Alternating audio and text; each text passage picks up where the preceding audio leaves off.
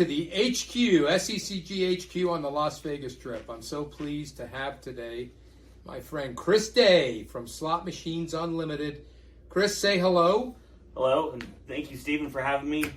Great to see Pleasure. you. Yep, it's been a while. Actually, ice. No, we didn't see each other, but things happen. We definitely had fun running around Barcelona. Yes, it's a great city. Great city. But look, Chris, you and your brother run one of the most unique companies, I think, in the gambling industry, Slot Machines Unlimited. Please tell the audience what you do and how long you've had that business in the family. So basically what we do is we buy a lot of the used games from casinos in Vegas, all over the country, internationally, Mexico, Australia. We bring them back to our facility in Ohio, and then we refurbish them and we sell them all over the world again. I would say about 90% of the machines we destroy. Mm-hmm. We tear them up, we break them down, we separate the metal, we sell the parts back to the casino. Our main markets are down south in South America, Latin America, and also the Caribbean. And then to answer your first question, basically our father started this in 1999 out of probably a room this size, and now we have a warehouse that's roughly 80,000 square feet, and we've just grown it from that. So it's a very unique, very niche business, and it's a lot of fun. Well, I got into the gambling industry in 1992, so I knew of your father back when I first started, and it's really gratifying, I'm sure, for him that the business stayed in the family. Tell me a little bit about that. So basically, I went to college. I was forced to go to college, which I'm glad that I did. I got out of college. I couldn't get a job, and so I actually delivered pizza. And my dad was pissed, right? Like, he paid for school and all this stuff, and I couldn't get a job. I was lazy. And one day, I'll never forget this, we both looked at each other, and he goes, "Do you want to try this?" I'm like, this is like a year and a half after, and I kind of felt like, I need to get my shit together or whatever. And I'm like, all right, let's do it. And he goes, "I'm not going to be easy on you at all." And from that day on, he was not easy on me at all. We argued a lot, but it was all, looking back on it now, it's the best education, best thing I could have ever learned in my life. Very thankful for it. So I started as a cleaner, sold my first 4 machines on Craigslist, delivered them to Louisville, Kentucky, and my dad gave me $100 commission on each machine, and I was hooked. I thought I was the richest guy in the world. Well, that's awesome. And people, I mean, there's so many aspects to the industry, from, developing casinos, operating casinos, supplying casinos with new technology and systems. But I think people don't often focus on what happens to the machines when they become, 10th generation machines. Correct. For you, they have a purpose. Correct. And what's also is helpful for the casinos as well is we'll go into a casino and we will offer them parts credit so that those machines at least have some value to them. Or another thing that we've really been trying the past 2 or 3 years with some of the manufacturers is we'll go to the casino and I'll get a list, and I'll say the list is worth, let's just $100,000. I'll go to who I do business with, let's say Incredible Technologies. Hey, I've got this list at X, Y, and Z casino. I can pay $100,000 for it. Go and do your thing. And that's worked out. That's been a very good hit, especially with the smaller casinos. When you get more into the big, the MGMs and the Caesars, there's way more layers, obviously to go through to make a decision and such. But there is a big use to it. All these games down here, I come out here every 6 months. I walk the floors, and I go back to the girls and I say, this is down, this is down, this is down. And I send them pictures, which they should be doing it anyways, but I send pictures back, and it gives me an excuse to come out here too. So. Good. Well, I'm going to walk through, Chris, a series of topics. Sure. And some questions, and I'd just like you to, by addressing these, kind of fill in the story about your company. Okay. So first is the whole topic of using the secondary market to improve a casino's floor's return on investment. And so when operators are working with you and they have limited capital, how should they think about refurbished machines as a strategy to increase revenue per square foot? Your entry to even start the casino is significantly less when you have a refurbished machine. For example, if you go and buy a brand new machine from a manufacturer, They're $25,000, $30,000, $40,000. I think our most expensive refurbished machine that we've probably ever sold is $11,000 or $12,000. The average used machine that we sell, for example, we just did Happy Valley Casino, which is opening in Pennsylvania, and we're supplying them with 30 games, and their bill is $110,000, $120,000. It's nothing for a casino, But if they had to go buy those brand new, are they going to get newer games? Yes, but maybe that clientele doesn't need $30,000 or $40,000 machines, because depending on where it's at, they don't have to compete with every single Luxor and all these larger casinos. So it all just kind of depends on your clientele. But we still have tons of the old school machines that casinos want. The old S2000s, the double diamonds, the triple diamonds. They're in the casino for a reason. Pinballs, top dollar. That machine still brings crazy money. How do you organize that internally? You've got used parts, you've got used slot machines or refurbished slot machines. You've got people that you're buying these machines from, and people who you're selling these to.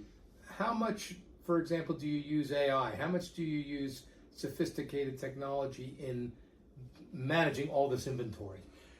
Good question. We actually have brought on somebody from more of a structured company, DGS, and they run large routes all over the country, and they're very organized. We're not. We can sell, we can make deals.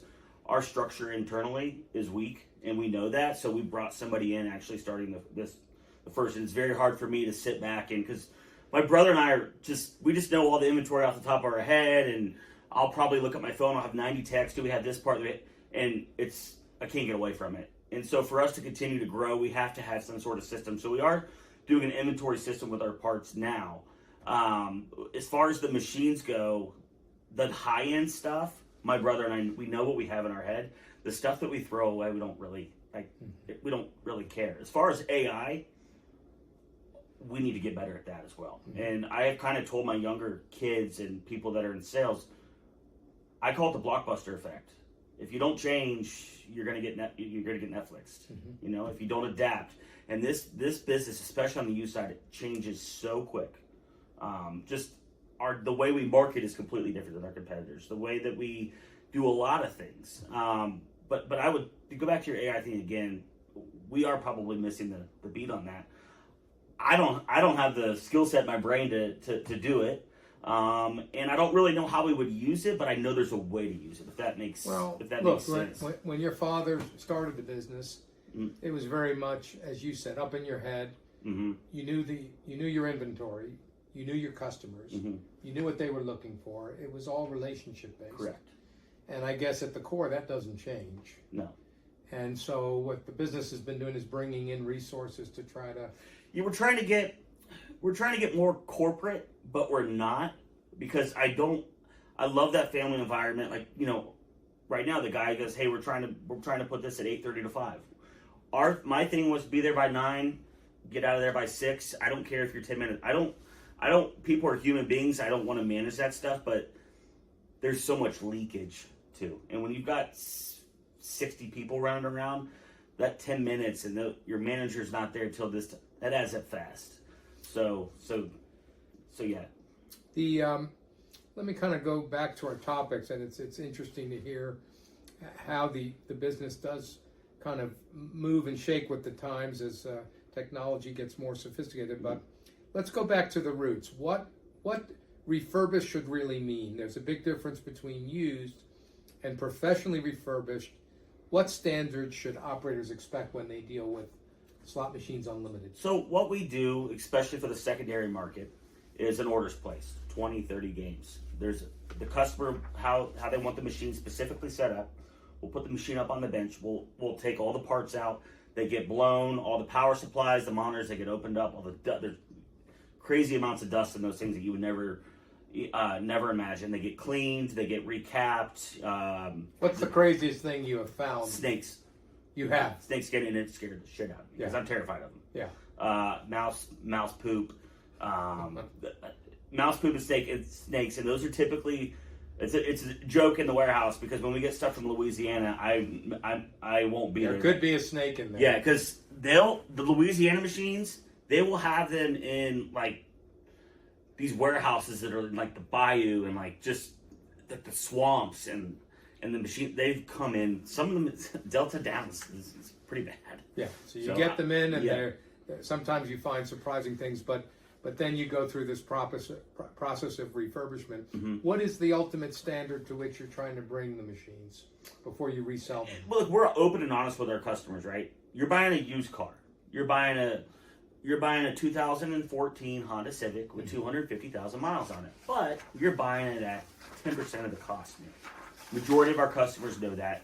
Again, sometimes you'll get somebody that's overboard, but that's life. But the majority of our people know, and we send them videos before they leave. So, like, we just did an order for 38 machines to Vietnam. Those machines did not come down because we have benches, right? The work benches, until the customer saw every single machine working.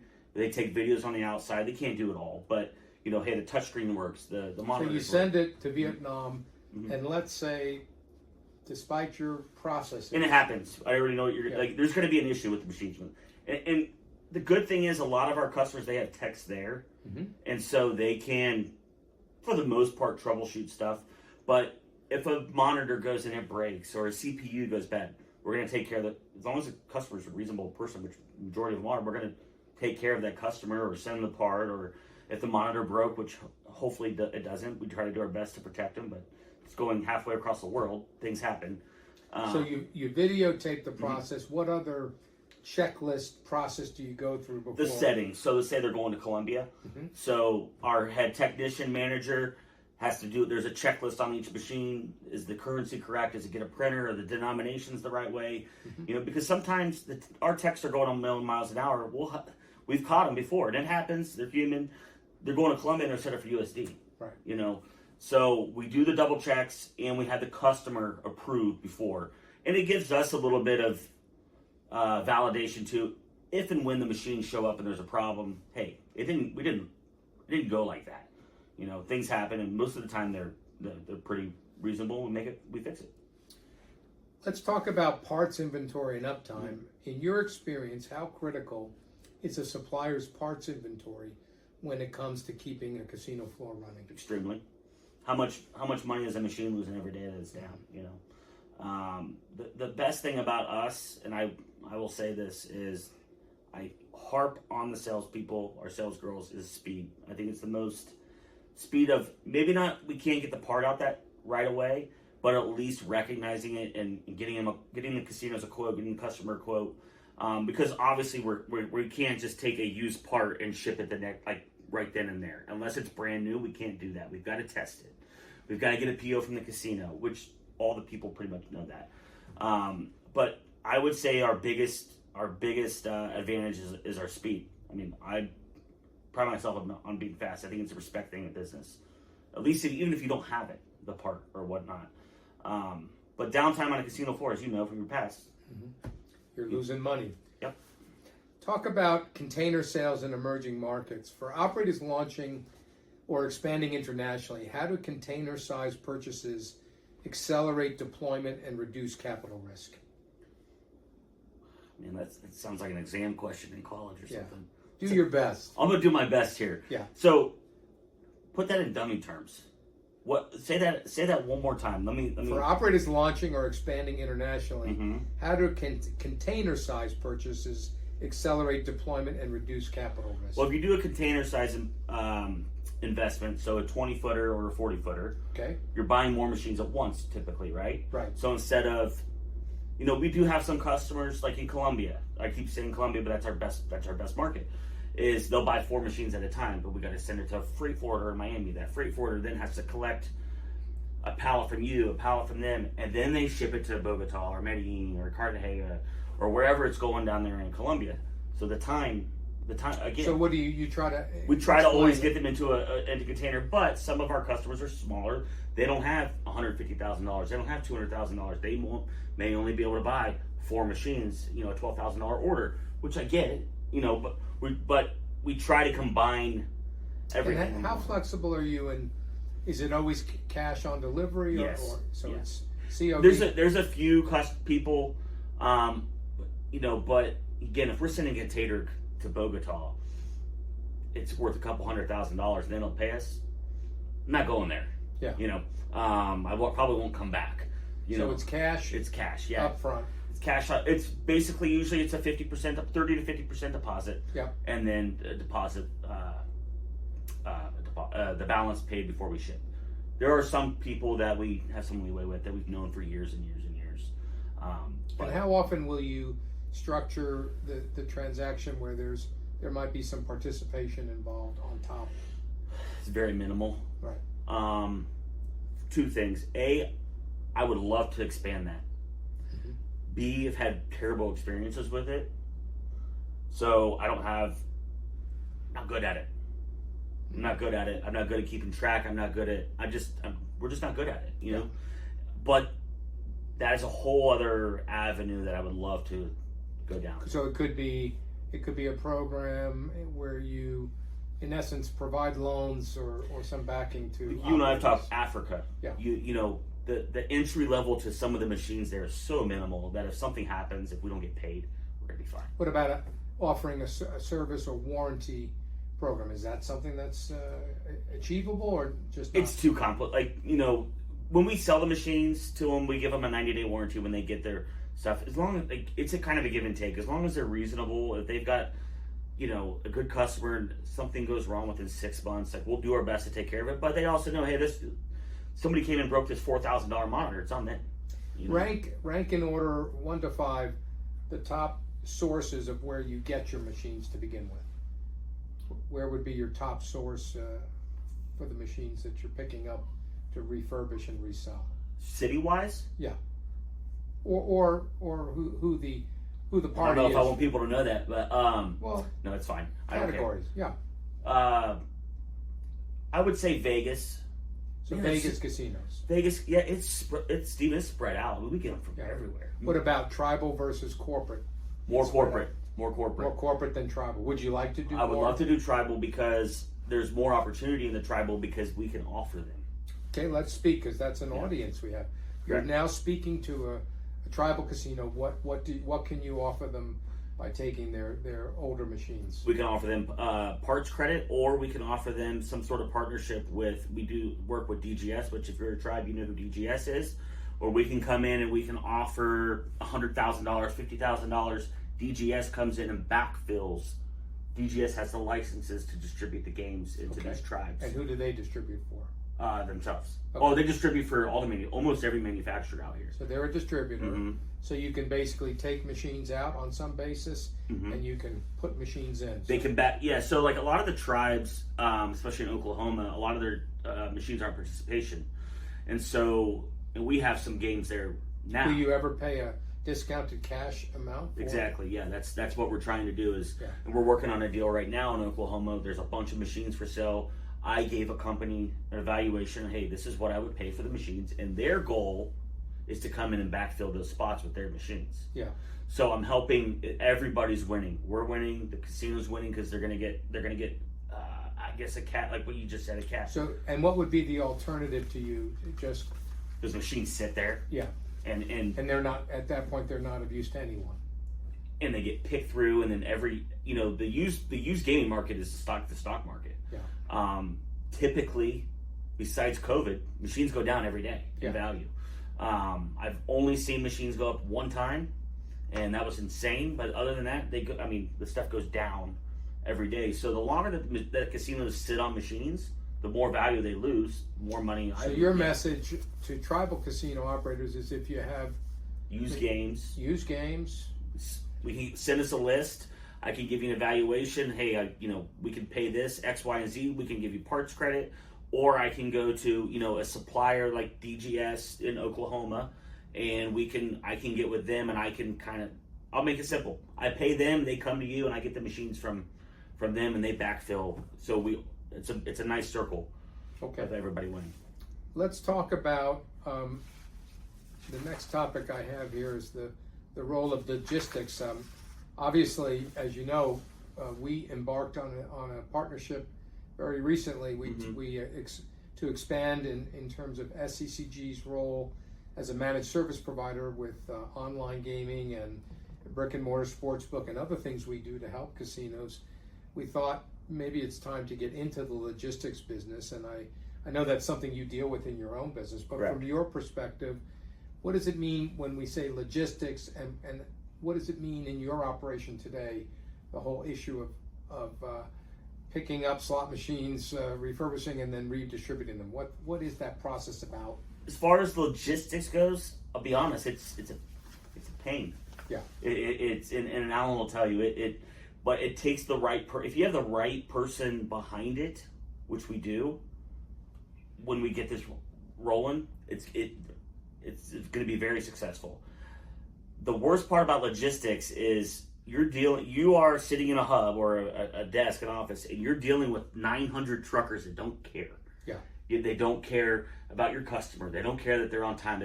So that's the biggest headache is I've got machines getting picked up, let's just say at MGM Grand tomorrow at 8 a.m. I tell the casino, hey, it's a 50-50 shot that truck's on time. Mm-hmm. I'm up front with them.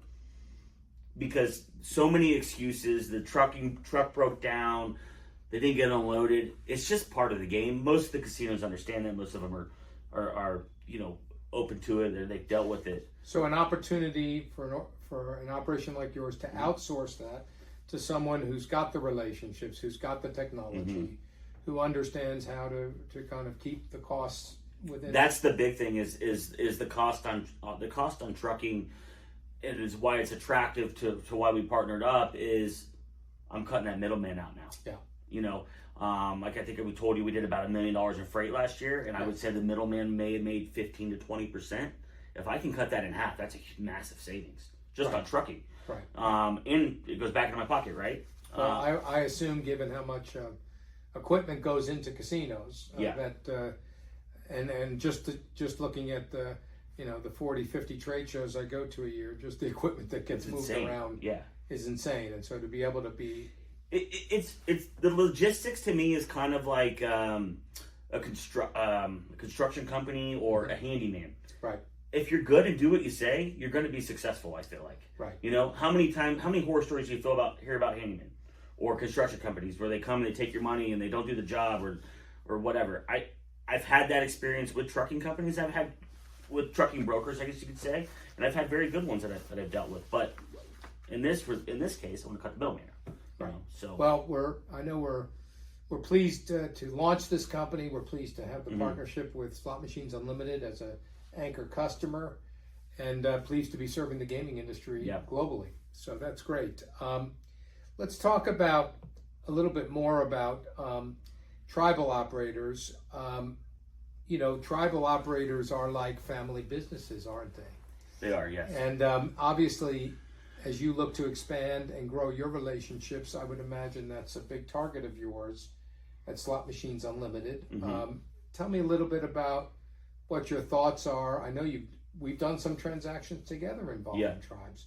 How would you see approaching that? I know you're not shy to get in a car or get on a plane and visit with somebody. So how do you see starting to tackle that sector? Time. Yeah. I mean, it's the time, and be blunt. How much more do I want to take on? I could. There's only so many hours in a day, and there's only I could be like you and just boom, boom, boom, boom, boom, go, go, go, go, go. I can. I wish I could sometimes, but just like up in Washington, there's a massive. There are 26 tribes opportunity. Yeah. We're not very strong there. Yeah. And part of the reason is we haven't put that much time into it. Yeah. Michigan, Minnesota, Wisconsin. Yeah, we're licensed in Minnesota and Wisconsin. Again, yes, it's just like when you run a business. Yeah. Your people can only do so much. It takes that right person sometimes to go and get the deal done. Well, maybe this effort where we're starting to communicate about it, lets tribal operators understand there's now another strategy they could deploy to make use of this unused inventory. Especially in Minnesota and Wisconsin. We do have our state license there mm-hmm. in both those states. So there's also an opportunity for us to sell back to you the used games, like you were saying. Right. One thing that we haven't discussed, our business started on retail, which is people buying them for their homes, which makes no sense. But it is a massive business, and we're really the only company that does it. Reason being, it is brutal to deal with the people on the phone. It is. So you're saying the tribes could supply you with used machines, and either through backfilling or yes, credits for parts, you can do that transaction, or buying inventory, or they can become customers to buy, in essence, refurbished machines back to them, especially. Why is that better than let's say, leasing machines? What's the economic advantage? Again, they're gonna have to. It depends on their customer, but these newer machines are $25,000-$30,000. Maybe it's a Planet Moolah in a Cosmic cabinet or a Neptune or whatever. Maybe you don't need that. Maybe you only need it in a Blade or a Bluebird 2. Especially in some of these concentrated areas like northern Wisconsin, northern Minnesota, in the middle of nowhere. You don't need the fanciest of things, and sometimes your only option is to go to Light and Wonder or Aristocrat and lease these games, because you can't just go out and buy 50 of them at 30 grand a pop. By the capital. But another alternative is to talk to Slot Machines Exactly. Unlimited and look at buying machines from them at a discount.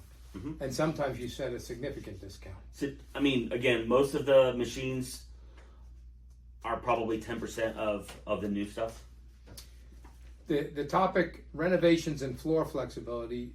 During renovations or expansions, how can secondary machines help maintain revenue continuity? Just kind of talk a little bit of, because these days, at least I know in tribal gaming, where they have, in many cases, they have exclusive jurisdiction, or they have let's say, a monopoly in a given area, maybe a 20 or 30 or 40 mile radius, maybe more. They're often going through adding hotel rooms and expanding the casino floor.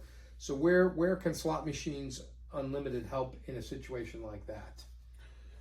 To put machines back into their... Could be to put machines back, to basically deal with outdated machines. Yeah. It's the same thing as buying. We buy the carpet. If you replace your carpet, we buy carpet, and we sell the carpet in South America.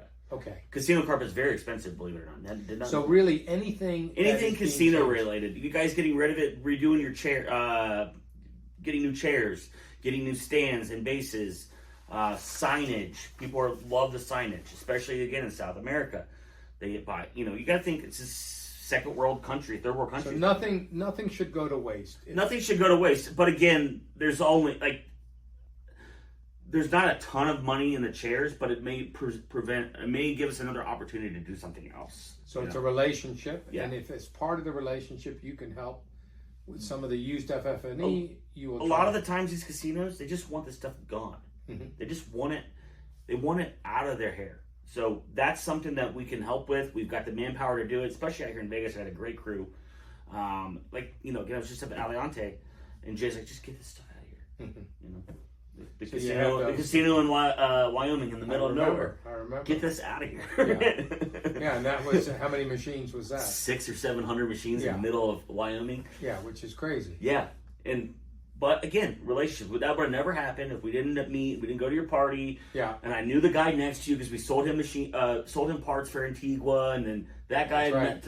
So it's just funny how things. Well, we'll be doing it together again at IGA. Yeah. We'll be sponsoring a party together, and we'll have a booth. So maybe this is a chance for people to come and talk about their used equipment. Yeah. Or buying equipment that's second generation. Yep. Yeah. Talk to me a little bit about lifetime technical support and how you position yourself that way. It's a good question. Again, it goes back to the customer. If you're a customer and you got a problem, we're gonna help you. I just had, before I got here, I sent a bunch of parts to Lebanon, the country Lebanon. Okay. And they got there 2 weeks ago. Well, we sent them 2 months ago, but they got there 2 weeks ago. Hey, I'm having a problem with the CPUs. So I go, okay, here's my head tech. Get with him, and he helped. His main job is basically to make sure the place runs and take care of the support on the customer, because he's bilingual as well. So the customer support, really these days, it can be done remote. Yeah. Now what we do, that's a good thing that you bring up.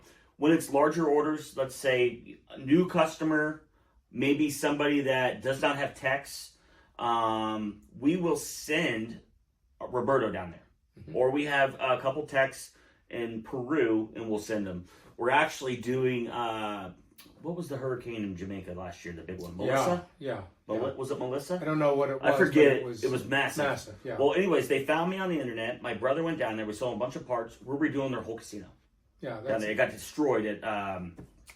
I can't remember. Did they get things back in operating, or it's been slow? It's he went down. Montego Bay. That's where it was. There's 5 or 6 resorts down there. 2 of them look like nothing's happened, and then the other ones are just bad. Yeah. But the casino got flooded, so we've been sending them parts, and then they actually did an insurance claim, so we're just sending them whole new machines. But they're Canadians with no, some of these countries are limited with their resources, so we're like, hey, you're spending enough money, we're going to send somebody down here to make sure the stuff is right when it gets here. Obviously, you've since 1999. Mm-hmm. I don't know how many machines have moved through your warehouses. I don't even know. Hundreds of thousands. Yeah.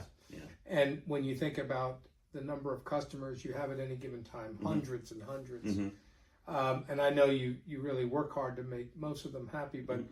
is there a few success stories that stand out to you where your relationship, your ability to supply secondhand machines made all the difference in an operation or made operations possible? As you look back, what are some of the projects you're most proud of, or things that you facilitated? Well, I would say I'm proud of it, but I'm not. But I'm realistic about one. We actually built a casino in Costa Rica for ourselves. It's no longer in service. We didn't know what we were doing. Okay.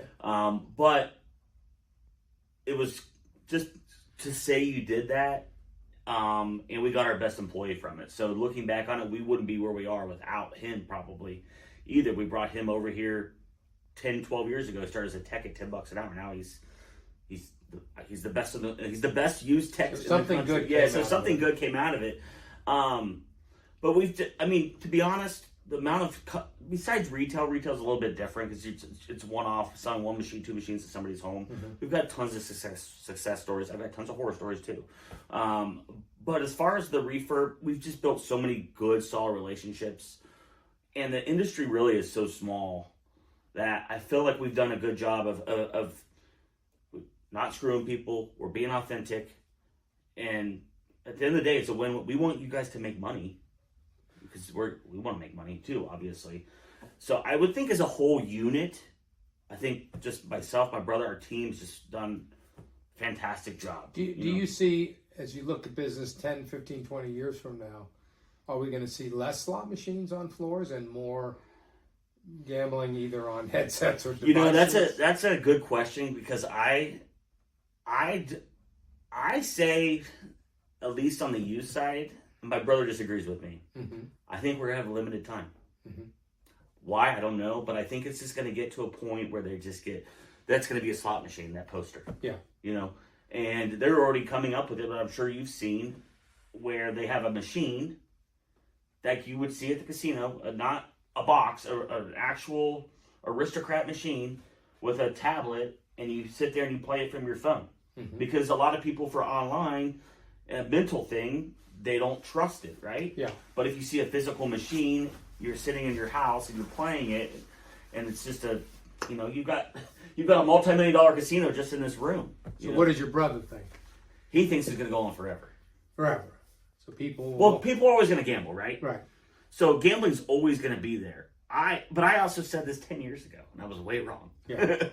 So right now, would you say that since 10 years ago, your business has every year gone up and up? Absolutely, yeah. So far, so good.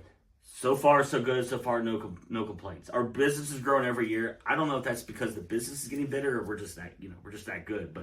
But no, I think that's part of it. We've been able to do different sectors of how we bring our revenue. So look, I would say we've now worked together over a year, and I hope we work together for a long period of time. I know you guys, and I think it's always admirable when a father can hand a business to the sons, and the sons actually step it up, which I think you're doing, and I'm sure you've made him proud doing it. But you really do run your business like a family business. I think that bodes well for reaching out to new sectors like tribal gaming. Because they're very tight-knit. They are. And I'm glad we're by your side to go through more of a growth journey with you. Yep. So thanks for coming by, and we've got some big events coming up. We do next month. Yeah, A month. so we're looking forward to it. But just want to Thanks for having me, Steve. All right.